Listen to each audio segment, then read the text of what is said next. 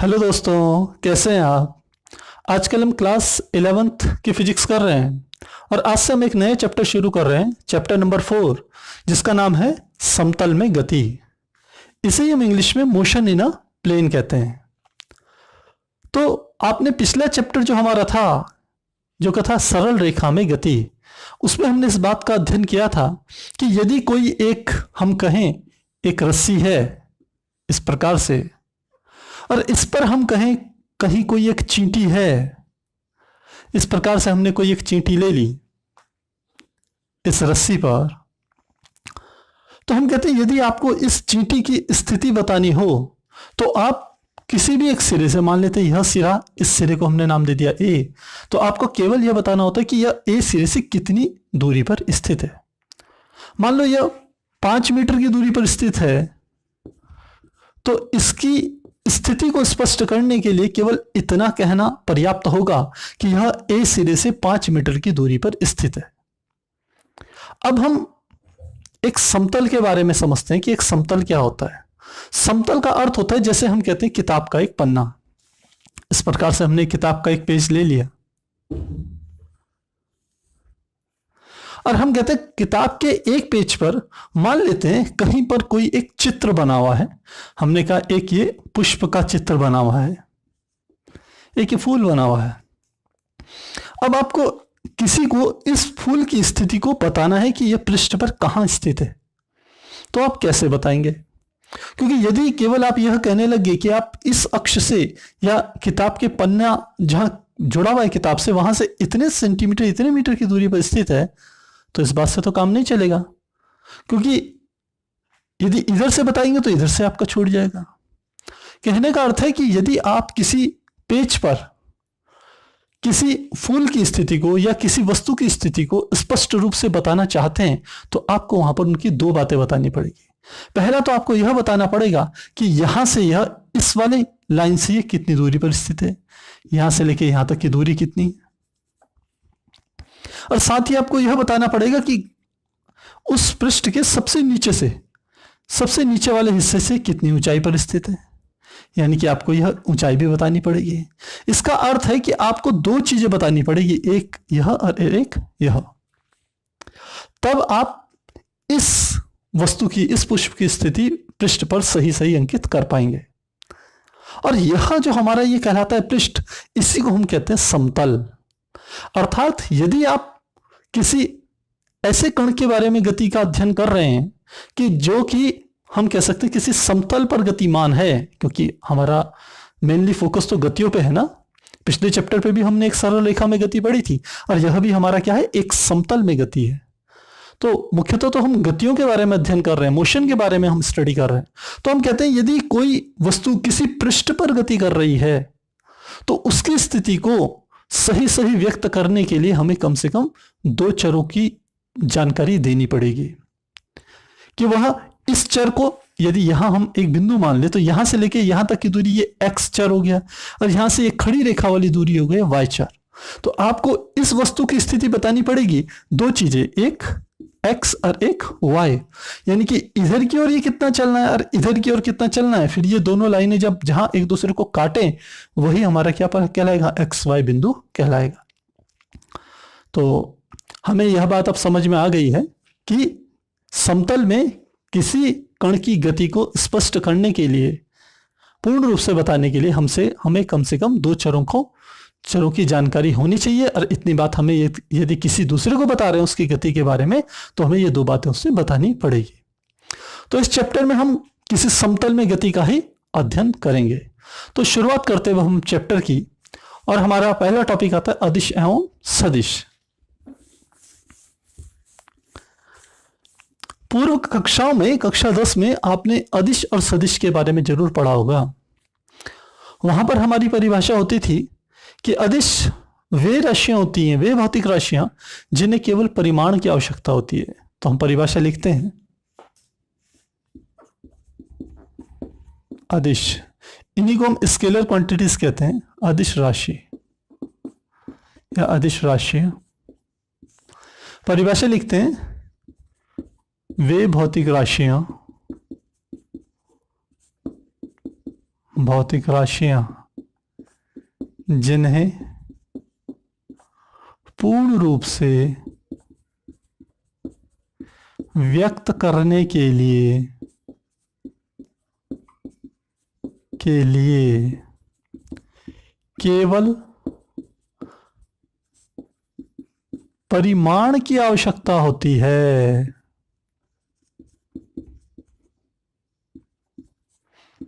परिमाण की आवश्यकता होती है, अदिश राशियां कहलाती हैं। अदिश राशियां कहलाती हैं। और इसके यदि आप एग्जाम्पल देना चाहें तो इसके एग्जाम्पल जैसे हमारा हो गया दूरी, चाल, ऊर्जा, आयतन, यह सब क्या है, इसके एग्जाम्पल है। अब यहां पर आपको एक और बात ध्यान देनी है। यह परिभाषा तो हमारी 9th-10th तक आपने पढ़ी है, पर यहां पर आपको इस परिमाण को थोड़ा सा स्पष्ट तरीके से समझना पड़ेगा। जब हम कहते हैं केवल परिमाण की आवश्यकता है, तो इसका अर्थ है कि परिमाण में दो बातें आ गई। परिमाण किस किस चीज से मिलकर के बनता है? परिमाण में दो बातें आ गई। एक तो परिमाण में आता है आंकिक मान, और प्लस साथ में आता है जो भौतिक राशि है उसका मात्रक। अब हम इसको भी एक अच्छे तरीके से समझ लेते हैं। सबसे पहले हमने इसका एग्जाम्पल दिया है, मान लो हमने दूरी दिया है, इसका एग्जाम्पल। तो हम क्या लिखते हैं? हम कहते हैं किसी वस्तु की जो दूरी है, मान लेते हैं वो दूरी बराबर है 5 मीटर। इसमें यह जो 5 है इसे हम कहते हैं आंकिक मान। यह क्या है? आंकिक मान। और यह जो मीटर है यह है इसका मात्रक। और यह दोनों मिलकर के क्या बनाते हैं? परिमाण के बनाते हैं। अर्थात जब आप किसी अदिश राशि को व्यक्त करेंगे तो उसमें भी आपको परिमाण को व्यक्त करते हुए दो चीजें अवश्य लेनी पड़ेगी। एक तो उस भौतिक राशि का आंकिक मान, जैसे यहां 5 है, और दूसरा उस भौतिक राशि का मात्रक, जो कि यहां मीटर है। अब हम समझते हैं दूसरी भौतिक राशि को, जिसे हम कहते हैं सदिश राशियां। सदिश राशियों को हम इंग्लिश में वेक्टर कहते हैं, वेक्टर क्वांटिटीज। और आपने पिछली क्लासेस में इसकी परिभाषा पढ़ी है कि वे सभी भौतिक राशियां जिन्हें पूर्णतया व्यक्त करने के लिए परिमाण के साथ साथ दिशा की भी आवश्यकता होती है। तो हम लिखते हैं वे सभी भौतिक राशियां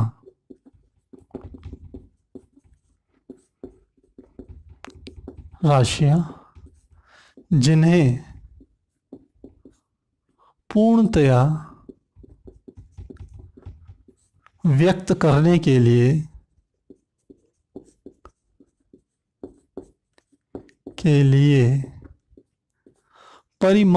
दिशा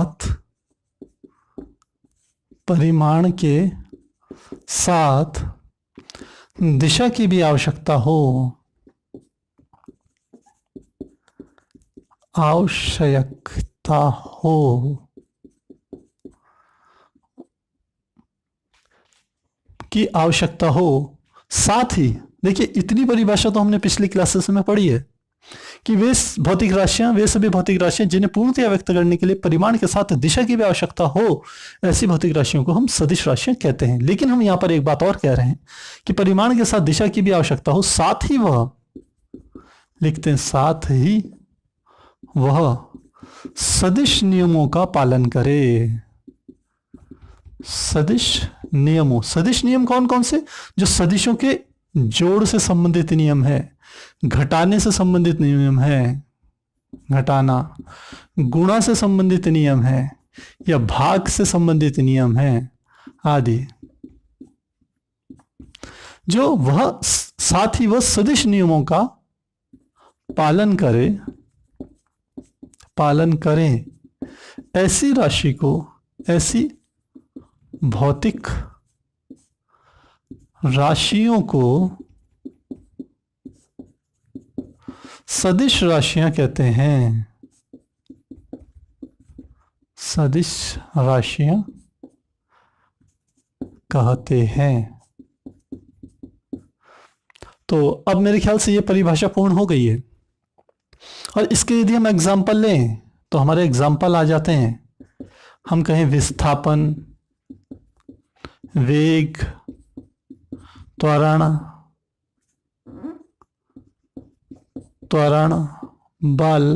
बल आघूर्ण, बहुत सारी राशियां हैं।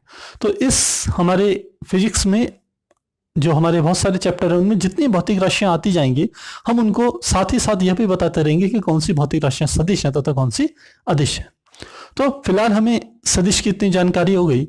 अब हम कहते हैं यहां पर हमने एक अतिरिक्त बात जोड़ दी थी आपकी पिछली परिभाषाओं से। पिछली परिभाषाएं हमने कहा केवल इतनी होती है कि वे सभी भौतिक राशियां जिन्हें पूर्णतः व्यक्त करने के लिए परिमाण के साथ दिशा की आवश्यकता हो वे सदिश राशियां कहलाती है। हमने यहां जोड़ दिया साथ ही वह सदिश नियमों का पालन करे। अब सदिश नियम तो हमने बता दिए कि सदिशों के जोड़, घटाना, गुणा, भाग आदि इनसे संबंधित जो सहचर्य नियम है, क्रम विनिमय का नियम है, योग के क्रम विनिमय का नियम, वे सब चीजें तो हम इस चैप्टर में स्टडी करेंगे। पर कहते हैं कि आखिर इतनी बात की आवश्यकता क्यों पड़ गई हमको? इसकी आवश्यकता इसलिए पड़ गई क्योंकि कुछ भौतिक राशियां ऐसी हैं कि जिनमें परिमाण भी होता है और उनकी हम दिशा भी दिखाते हैं, लेकिन फिर भी वह सदिश की श्रेणी में नहीं आती। इसका एग्जाम्पल है, उदाहरण के लिए हम इसका उदाहरण दें। हमने कहा हमने एक परिपथ बनाते हैं। आप अगली क्लासेस में जब जाएंगे, 12th में जाएंगे, तब हम ऐसे वहां काफी सारे परिपथों का निर्माण करेंगे। तो फिलहाल हम यहां पर इस तरीके से बता रहे हैं, यह एक परिपथ है, इसमें हमने एक सेल लगा लिया है और यह हमारा होता है प्रतिरोध। अब इसमें हम एक राशि को व्यक्त करते हैं जिसे हम विद्युत धारा I से प्रदर्शित करते हैं। I क्या है? हमने कहा विद्युत धारा। अब आप कभी भी 12th की किताब का कोई चैप्टर उठाकर देखिएगा जिसमें कि ऐसा सर्किट बना हुआ होगा, उसमें ऐसे करके धारा की दिशा प्रदर्शित कर रखी होगी और जितने भी परिपथ होंगे उन सब में दिशा आपको मैक्सिमम दिखा रखी होगी। लेकिन सबसे खास बात यह है कि ये जो विद्युत धारा है यह सदिश राशि नहीं है, यह अदिश राशि है। केवल परिपथ में यह किस दिशा में बह रही है, आवेशों का प्रवाह किस दिशा में है, इसको व्यक्त करने के लिए हम क्या कर देते हैं, इसको परिपथ में इसकी दिशा प्रदर्शित कर देते हैं। चूंकि यह सदिश नियमों का पालन नहीं करती है, इसलिए हम कहते हैं विद्युत धारा अदिश राशि है। हम लिख भी लेते हैं विद्युत धारा, विद्युत लिखा है तो विद्युत ही लिख लेते हैं, विद्युत धारा अदिश राशि है, जिसे हम I से प्रदर्शित कर रहे हैं, लिखते हैं अदिश राशि है। तो हमें यहां इतनी बात पता चल गई कि सदिश होने के लिए एक प्रमाण आपके साथ, परिमाण के साथ आपके पास यदि दिया है, दिशा है, तो ये तो ठीक है, लेकिन आपको एक और प्रमाण देना पड़ेगा कि आपको सदिश नियमों का पालन भी करना पड़ेगा। तो यहां से हमें यह बात स्पष्ट हो गई। अब हम एक और राशि के बारे में चर्चा करते हैं कि कुछ राशियां ऐसी होती हैं कि जो न तो अदिशों की श्रेणी में आती है और न ही सदिशों की श्रेणी में आती है। और ऐसी राशियों को हम नाम देते हैं, उनको कहते हैं प्रदिश राशियां। प्रदिश राशियां, इसे इंग्लिश में टेंसर क्वांटिटीज कहा जाता है।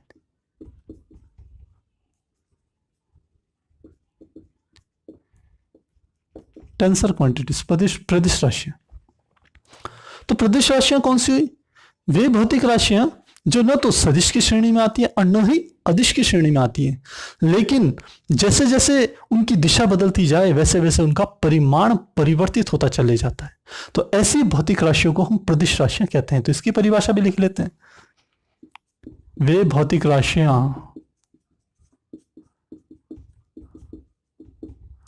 जो न तो सदिश और न ही अदिश की श्रेणी में आती है,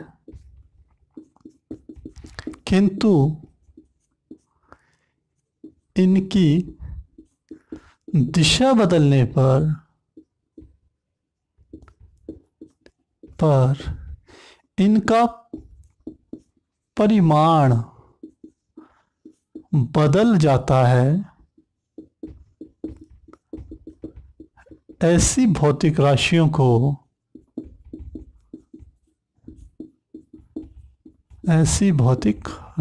को प्रदिश राशियां कहते हैं। प्रदिश राशियां कहते हैं। एग्जाम्पल कौन कौन से हम ले सकते हैं? जैसे हमारा होता है प्रतिबल, हम 11th में ही पढ़ेंगे इसे। इसके अलावा हमारा होता है वैद्युतशीलता, चुंबकशीलता,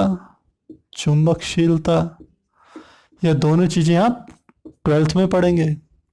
और इसके साथ ही हम कह सकते हैं जड़त्व आघूर्ण। हम कहते हैं यह जो चीजें हैं यह हमारी प्रदिश राशियां कहलाती हैं। इनकी स्वयं की दिशा नहीं है, लेकिन दिशा इनकी बदल दी जाए तो इन राशियों का परिमाण भी बदल जाता है। तो इस प्रकार से हम अदिश राशियों को, सदिश राशियों को और प्रदिश राशियों को समझ सकते हैं। अब हम कहते हैं सदिश राशियों को भी हम दो भागों में विभाजित करते हैं। हम कहते हैं सदिश के प्रकार।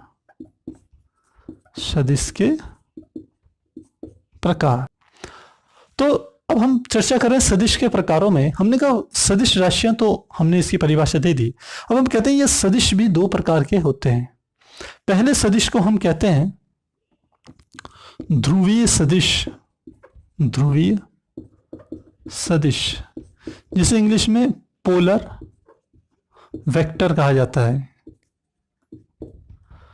ध्रुवीय सदिश से तात्पर्य होता है कि वे सदिश या सदिश का वह प्रकार जिसमें कि भौतिक राशि की जो दिशा होती है वो कण की ही दिशा में होती है। अर्थात जिस दिशा में कण गति करता है उसी दिशा में उसकी दिशा मान ली जाती है।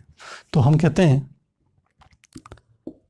कण की दिशा को ही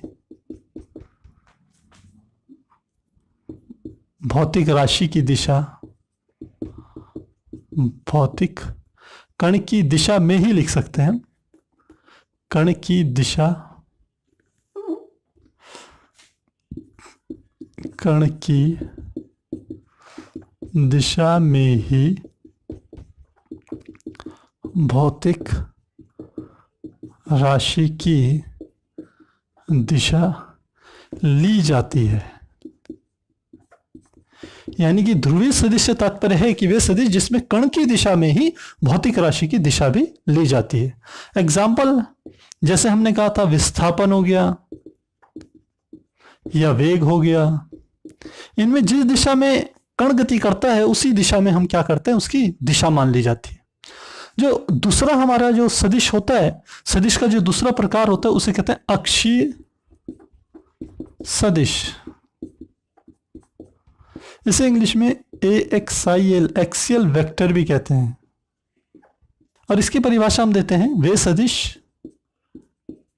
वे सदिश जिनकी दिशा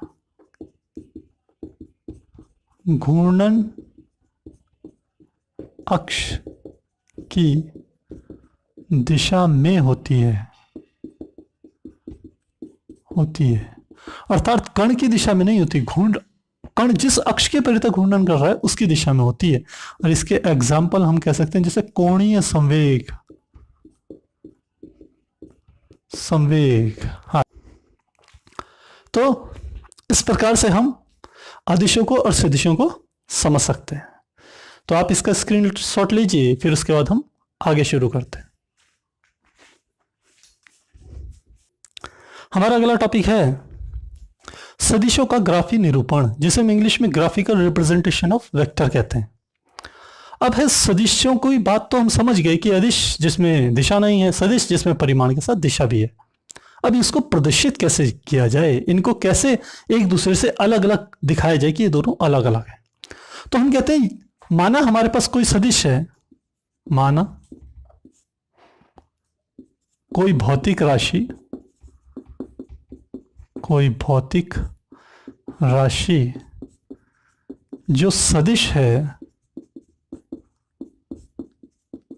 वह ए है। हमने क्या कहा, उस भौतिक राशि का संकेतांक क्या है, ए है। तो हम कहते हैं इस ए को हम कैसे प्रदर्शित करें कि यह हर कोई इसको समझ जाए कि यह एक सदिश है। तो इसका सबसे आसान तरीका यह निकाला कि इसके ऊपर, इसको इंग्लिश के बड़े कैपिटल लेटर से प्रदर्शित किया जाता है अधिकतर, और साथ ही इसके ऊपर इस प्रकार से एक तीर लगा दिया जाता है। अब जब हम इसे पढ़ेंगे तो कैसे पढ़ेंगे, हम इसे पढ़ते हैं सदिश ए। हम इसे इस प्रकार से पढ़ते हैं सदिश ए, अर्थात जो ए है यह क्या है, एक सदिश है। और इंग्लिश में आप कहें तो इसे पढ़ेंगे वेक्टर ए। तो इस प्रकार से हम क्या कर सकते हैं, इसको निरूपित कर सकते हैं। पर हम कहते हैं कि यदि इसका कोई परिमाण हो, मान लेते हैं यह एक विस्थापन सदिश है, माना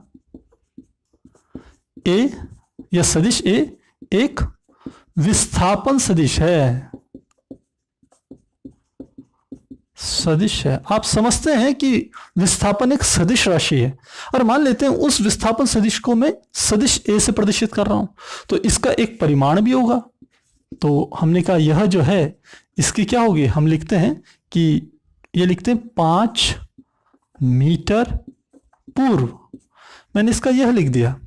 अब देखिए इसमें क्या क्या चीजें हैं इस सदिश में, एक तो 5 और मीटर, ये क्या चीज है, परिमाण। और यह जो हमने लिख दी यह क्या है, दिशा। इसका अर्थ है कि इस सदिश को हम परिमाण और दिशा दोनों को इस प्रकार से समझ सकते हैं।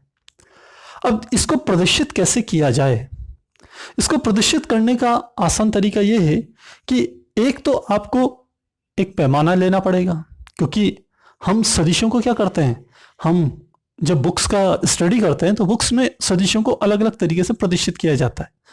और जब हम अपनी कॉपी में, नोटबुक में किसी सदिश को प्रदर्शित करते हैं तो अब जैसे ये लिखा है 5 मीटर, तो 5 मीटर तो हमारी डायमेंशन की हमारी किताब होती नहीं है या कॉपी होती नहीं है, तो इसके लिए हम एक पैमाना मान लेते हैं। जिस प्रकार आपने देखा होगा कि एक पेज के नक्शे में पूरे भारतवर्ष को प्रदर्शित किया जाता है, तो वहां पर भी एक पैमाना माना जाता है कि इतनी छोटी दूरी इतनी बड़े, इतने सारे किलोमीटर के बराबर होगी। तो ठीक वैसे ही हम यहां पर मानते हैं, लिखते हैं पैमाना। पैमाना में लिखते हैं कि माना 1 सेंटीमीटर बराबर हो गया 1 मीटर के। 1 सेंटीमीटर, या इसको उल्टा लिख लेते हैं, हम कहते हैं 1 मीटर को हम प्रदर्शित कर रहे हैं 1 सेंटीमीटर से। तो अब 5 मीटर है हमारे पास, इसको कैसे प्रदर्शित करेंगे, 5 सेंटीमीटर से प्रदर्शित हो सकता है। पर बात आती है कि दिशा जो हमारी पूर्व है उसको कैसे समझेंगे। तो देखिए कभी भी आप सदिश बनाइए, सबसे पहले दिशा जरूर बनाइए। जब एक प्लस का निशान आप बनाइए, प्लस के निशान में जो आपके दाहिनी तरफ वाला हिस्सा है इसे हम कहते हैं पूर्व दिशा। ठीक इसकी विपरीत दिशा होती है पश्चिम। फिर ऊपर की जो दिशा होती है वो होती है उत्तर, और ठीक नीचे की जो दिशा होती है वो कहलाती है दक्षिण। यह हमारी दिशा होती है। और आप चाहें तो इनकी बीच की दिशाएं भी लिख सकते हैं। यह जो दिशा होती है ये होती है उत्तर पश्चिम, उत्तर पश्चिम दिशा। और यह वाली जो हमारी दिशा होती है ये कहलाती है पूर्व दक्षिण दिशा कहलाती है। ठीक इसी प्रकार इधर भी यदि इनके बीच की एक दिशा बना ली जाए तो यह जो हमारी दिशा होती है, यह वाली दिशा, यह हमारी कहलाती है उत्तर पूर्व, उत्तर पूर्व दिशा। और इधर की ओर की जो हमारी दिशा कहलाती है वो कहलाती है दक्षिण पश्चिम दिशा।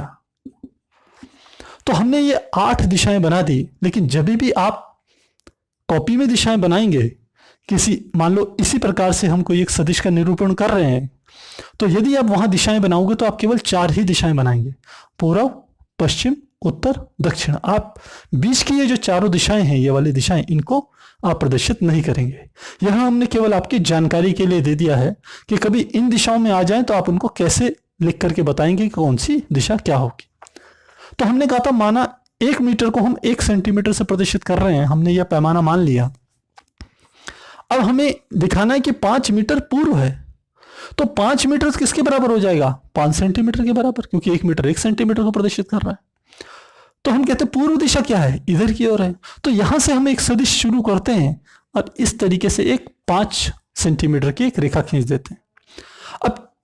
अब हमें दिशा प्रदर्शित करनी है, क्योंकि यह हमने रेखा तो खींच दी, यह रेखा इसका एक छोर पूर्व दिशा में है और एक छोर पश्चिम दिशा में है।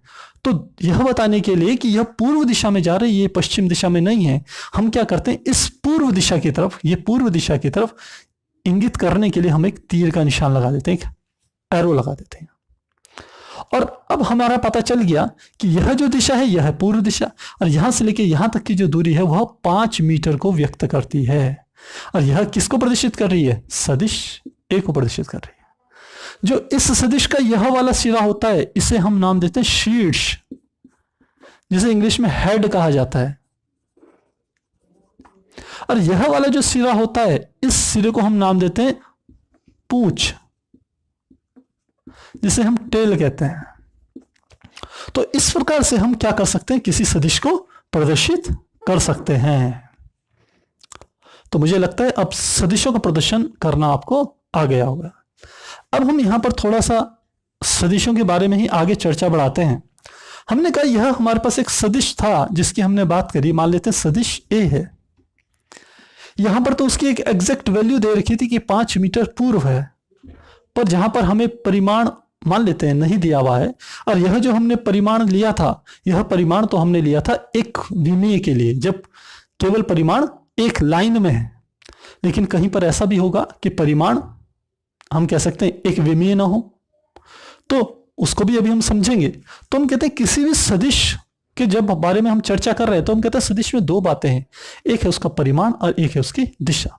तो सदिश के परिमाण को हम लिखते हैं, सदिश के परिमाण को मापांक कहते हैं।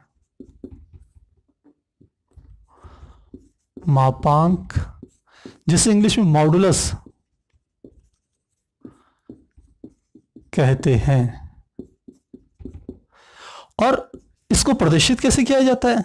तो लिखते हैं, मान लो सदिश ए का मापांक हमें प्रदर्शित करना है, तो इसके लिए सदिश ए बनाइए और उसके दोनों तरफ इस प्रकार से रेखा खींच लीजिए।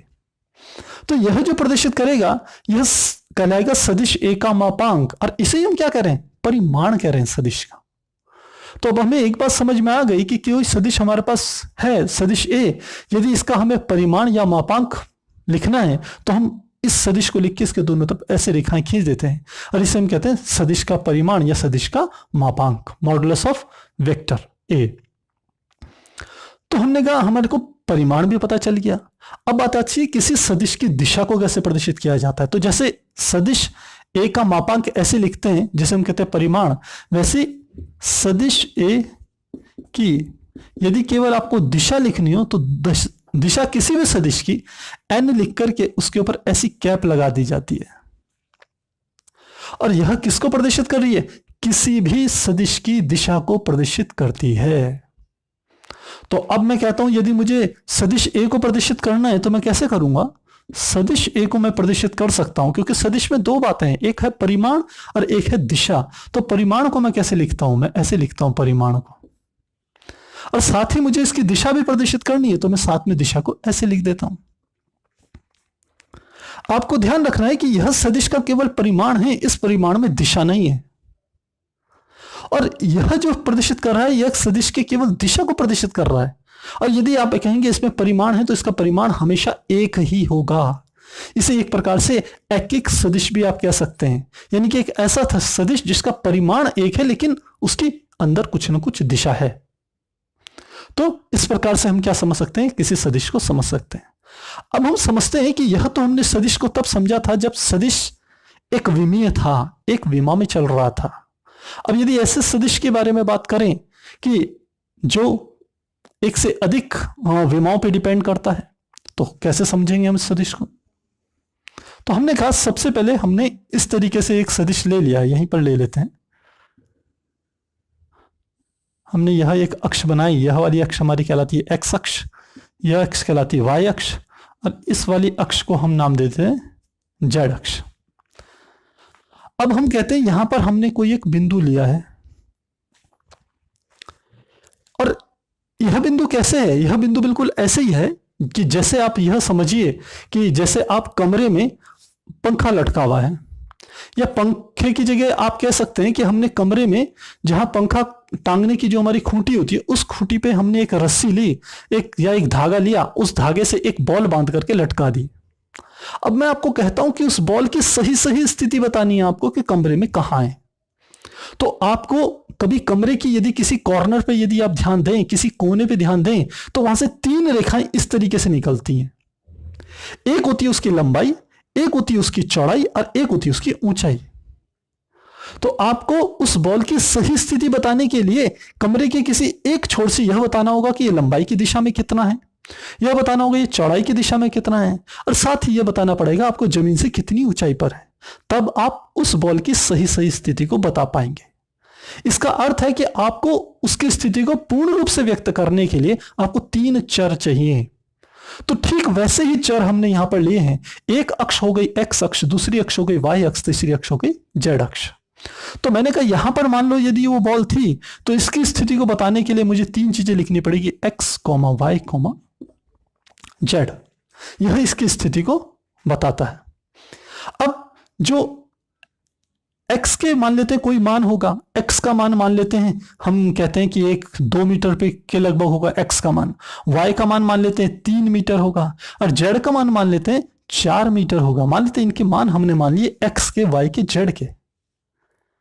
अब प्रश्न ये उठता है कि हमको कैसे पता चले कि जब हम इस वस्तु की, इस बॉल की, मान लेते हैं p बॉल, बस जो बॉल की जो स्थिति है वो p से प्रदर्शित में से कर रहा हूं, कि इस बॉल की जो स्थिति है इसमें 2x को प्रदर्शित कर रहा है, x दिशा को, y3 जो है यह y दिशा को प्रदर्शित कर रहा है, y अक्ष को प्रदर्शित कर रहा है, और जो 4 है वो z दिशा को या z अक्ष को प्रदर्शित कर रहा है। तो इसके लिए वैज्ञानिकों ने एक और तरीका आसान करने के लिए यह तरीका बताया। उन्होंने कहा ये जो x दिशा है इसको जब हम दिशा के रूप में बताएंगे कि यह दिशा है, तो इसे हम एक यूनिट वेक्टर i से प्रदर्शित करेंगे, यानी कि एकांक वेक्टर i। i का अर्थ बिल्कुल वैसा ही है कि जैसे यहां पर वेक्टर a का हम दिशा बताते थे, कि इसका परिमाण 1 है अपने आप में, लेकिन इसकी दिशा बताता है ये किस अक्ष की तरफ है, x अक्ष की तरफ है। ठीक इसी प्रकार से y अक्ष की दिशा को प्रदर्शित करने के लिए हमने एक कह सकते हैं एकांक वेक्टर ले लिया, जिसे हम कह रहे हैं j से प्रदर्शित कर रहे हैं एक प्रकार से, और यह y अक्ष की दिशा को प्रदर्शित कर रहा है। और ठीक इसी प्रकार से यदि हम z अक्ष की दिशा को प्रदर्शित करें तो हम यहां पर भी एक एकांक सदिश हम कहते हैं k हो गया। तो यह i x अक्ष को, y j जो j है वो y अक्ष को, और k जो है वो z अक्ष की दिशा को प्रदर्शित करता है। तो अब हम कहते हैं इस p वेक्टर की को यदि सदिश के रूप में व्यक्त किया जाए तो कैसे लिखेंगे? तो देखिए लिखेंगे इसको, सदिश p बराबर हो जाएगा x में इसका मान कितना है 2, और साथ में x की दिशा को हम किससे प्रदर्शित करते हैं i से, तो लिखेंगे 2i। फिर दूसरी अक्ष क्या है y, y भी धनात्मक है तो प्लस, y में कितना इसका परिमाण है, यह है 3, और दिशा क्या है, दिशा है j, y अक्ष में दिशा है j, प्लस तीसरा इसका परिमाण किसका है, z अक्ष में, z अक्ष में परिमाण है 4 और दिशा क्या है k, तो 2i plus 3j plus 4k। तो इस प्रकार से त्रिविमीय रूप में यदि हमें किसी सदिश को प्रदर्शित करना हो तो हम इस प्रकार से प्रदर्शित करेंगे कि सदिश p बराबर होगा 2i plus 3j plus 4k के बराबर होगा। तो यह तो हमारा क्या निकल गया, सदिश। अब हम कहते हैं कि यदि इस सदिश का मुझे परिमाण निकालना है कि इसका परिमाण कुल मिलाकर के कितना होगा, तो परिमाण हम इस प्रकार से निकाल सकते हैं। हम लिखते हैं सदिश का परिमाण, किसी ऐसे सदिश का परिमाण। देखिए एक तो सदिश यदि हम कह सकते हैं एकांकी हो, मतलब 1 डायमेंशन में हो, तो हम उसका तो सीधे यहां लिख लेते थे मॉडुलस ऑफ ए। तो प्रतीक हम इसको भी ऐसे ही करेंगे, मॉडुलस ऑफ ए, और यह बराबर किसके हो जाएगा, यह बराबर हो जाएगा under root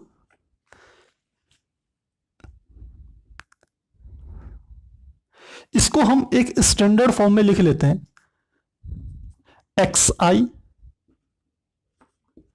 plus yj plus zk, इस रूप में लिख लेते हैं। माना यह हमारा सदिश क्या है, p है। x मतलब x अक्ष में विस्थापन जो अंकों के रूप में 2 है, yj यानी कि y अक्ष में विस्थापन जो कि अंकों के रूप में 3 है। इसी प्रकार zk यानी कि z दिशा में विस्थापन जो कि अंकों के रूप में 4 है। तो जब किसी सदिश का हम क्या लिखेंगे, परिमाण लिखेंगे या मापांक लिखेंगे, तो वह बराबर हमारा होगा √x² plus y² plus z² के बराबर होगा। और इस सदिश को क्योंकि p से प्रदर्शित कर रहे हैं, तो इस सदिश को भी हम किससे प्रदर्शित करेंगे, वेक्टर p से ही प्रदर्शित करेंगे।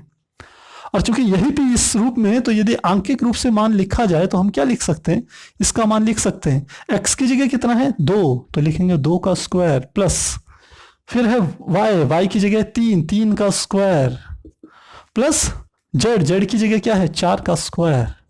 तो हम क्या लिख सकते हैं, इस प्रकार से इसका परिमाण लिख सकते हैं। इसके दोनों तरफ आपको क्या लगानी पड़ेगी, लाइन लगानी पड़ेगी, जिससे आपको पता चले कि यह सदिश का परिमाण है। तो दोस्तों आज हमने सदिश के बारे में समझा कि सदिश क्या है, सदिश कितने प्रकार के होते हैं, सदिशों को निरूपित कैसे किया जाता है, ग्राफीय रूप में कैसे निरूपित किया जाता है, और सदिश के परिमाण और दिशा का वास्तविक अर्थ क्या है। जब हम एक विमीय गति की बात करेंगे, जिसमें 1 डायमेंशन की बात करेंगे, तो उसमें सदिश का परिमाण निकालना बड़ा आसान है कि सीधे आप अंक को ही उसका परिमाण ले लेंगे। लेकिन यदि एक से अधिक हम कह सकते हैं डायमेंशन पे या निर्देशांकों पे यदि वह प्रदर्शित किया जाता है, जैसे i और j के रूप में, या 2 अक्षों x या y या z 3 अक्षों के रूप में, तो उसका परिमाण किस प्रकार से निकाला जाता है, यह भी हमने आज सीखा। तो दोस्तों मुझे उम्मीद है कि आज हमने जो नया चैप्टर ये शुरू करवाया है, इसमें आज हमने जो भी कुछ पढ़ा ये आपके समझ में जरूर आया होगा। फिर भी आपके यदि कोई डाउट होते हैं तो आप कमेंट बॉक्स में जरूर लिखिएगा। तो मिलते हैं अगली क्लास में, तब तक के लिए गुड बाय।